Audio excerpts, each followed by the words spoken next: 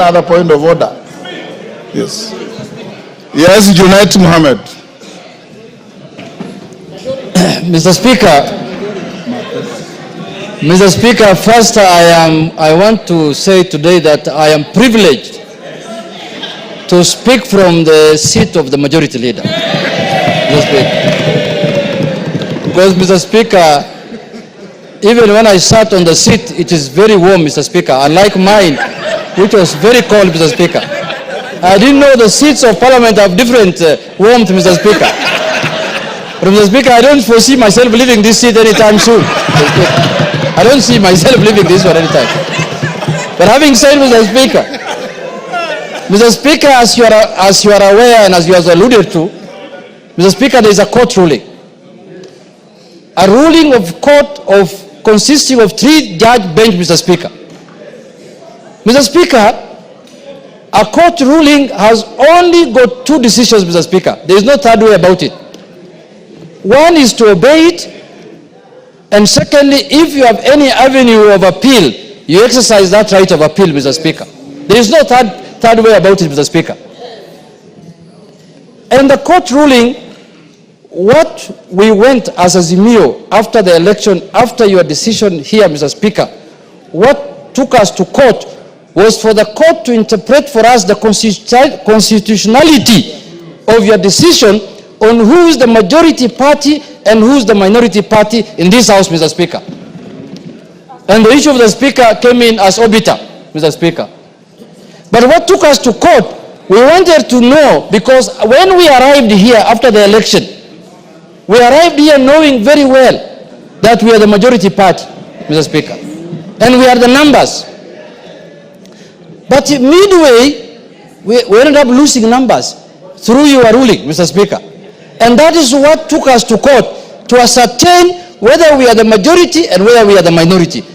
And luckily, the court has made its ruling, albeit late, Mr. Speaker. We expected this ruling much earlier than this time, Mr. Speaker. But it is better late than never. The decision arrived, and the decision has said that the Azimio party is the majority party in Parliament, Mr. Speaker.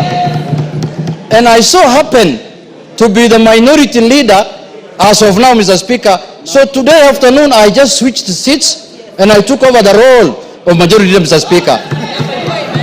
And I am capable of doing that work, Mr. Speaker. I have the capacity, I have the qualifications, I have the capabilities, I have the numbers in the House, Mr. Speaker, to lead, Mr. Speaker. I have everything what it takes, Mr. Speaker, to be the majority leader of this House, Mr. Speaker.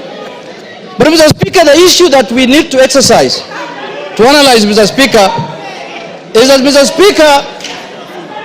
Speaker, I want to say this. Mr. Speaker, court rulings are very important, Mr. Speaker. You remember after the election, we disputed the result of the election. We ended up filing a court case in the Supreme Court. The Supreme Court pronounced itself that we did not win the election, and the other party won the election, and we abided by it, and we respected the court ruling, Mr. Speaker. This court ruling also must be respected, Mr. Speaker. Because it's not like any other court ruling, Mr. Speaker. It's a ruling of the Court of the Republic of Kenya, Mr. Speaker. Mr. Speaker, this ruling cannot be taken jokingly, Mr. Speaker. When I went through it last evening, Mr. Speaker, these judges are raising very serious fundamental issues. They are raising issues relating to violation of the Constitution, Mr. Speaker. And you remember we impeached someone here because he violated the Constitution, Mr. Speaker. Mr. Speaker, if this matter is not addressed, we are going to have a constitutional crisis in this country, Mr. Speaker. So for that reason, Mr. Speaker, jurisdictions all over the world and democracies all over the world that we borrowed from, even this presidential system that we are running today, that is running in this country, Mr. Speaker. In the United States, there are times when the executive is from the Republican Party and the House is ruled by the Democratic Party, and life goes on. It doesn't matter that we are going to oppose everything that the government wants to do. If government brings here bills and policies that are of benefit to the country, we will support it, Mr. Speaker. And as you know now, many things have gone under the bridge. there is this animal called also broad-based, Mr. Speaker. We want to broaden, deepen, and tighten this relationship, Mr. Speaker. If I may borrow your words, we want to broaden it, deepen it, and tighten it, Mr. Speaker, so that we can have a country that is cohesive, Mr. Speaker. Mr. Speaker, there is no way we are going to have this animal in place, and then when we want to become the majority, people look at us with suspicious eyes. How can it be, Mr. Speaker? Members of Parliament are members of Parliament. They work under the Article 95 of the Constitution, which has given them the roles of oversight, legislation, and representation, Mr. Speaker. We are not going to do our business outside Article 95, Mr. Speaker. So, I want to allay fears here that the majority in the House must be from the ruling party. That this ruling is giving us posterity. This is doing things for posterity, Mr. Speaker. Next election, or the other election in 2032, a government might come in place where the president garners the majority votes and is elected as the president, but he will not have numbers in Parliament. His numbers might be few in Parliament, and it becomes a minority. So this is now the trend we are setting, that Parliament is independent, judiciary is independent, executive is independent. We have no problem with the executive to do their work, and we know the President of the Republic of Kenya as of today is Honorable William Samoei Ruto, Mr. Speaker. There is no doubt about that. So there should be no ambiguity and doubt that the majority leader in the National Assembly is Honorable Junet Mohammed, the Member of Parliament for Sunai, Mr. Speaker. Mr. Speaker.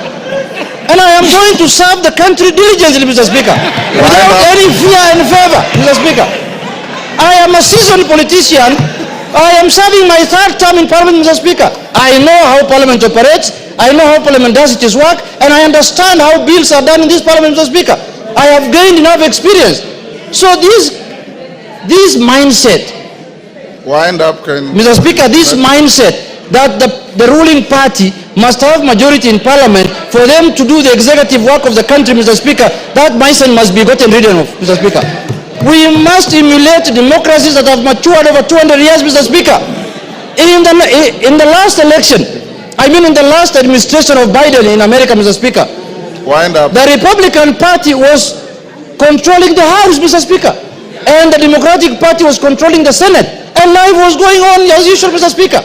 So, Mr. Speaker, my advice to the House and to Parliament in general is that the only solution to this problem is to go to appeal. Until the appeal overturns this matter, I shall be recognized as the majority leader of the Republic of Kenya. Mr. Speaker, thank you very much, Mr. Speaker. Those remarks, I conclude. Kainan, order, honorable members, before order Wanjala. Order.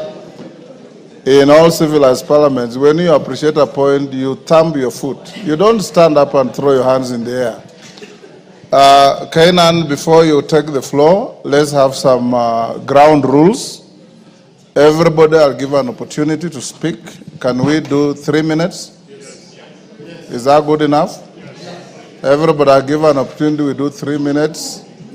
I want 3 minutes.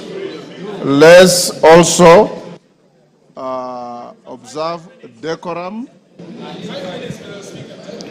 3 minutes. Honorable Robert Mbui and Honorable Mwenje. If it is making a point, you have made your point. It is beneath your dignity to continue standing there while the matters are going on. Kainan. Thank you, Mr. Speaker. Mr. Speaker, this is luckily... Order. Let's hear each other in silence. Mr. Speaker, this if is... you really want to get a reasoned ruling from the Speaker, let's hear each other. Kainan, give to Kainan. Mr. Speaker, this is the House of Rules. This is the House of Traditions.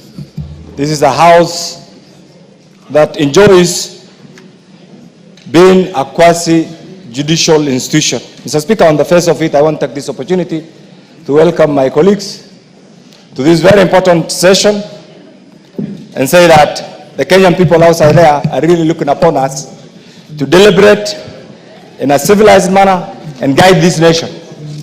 Mr. Speaker, there comes a time when there are issues that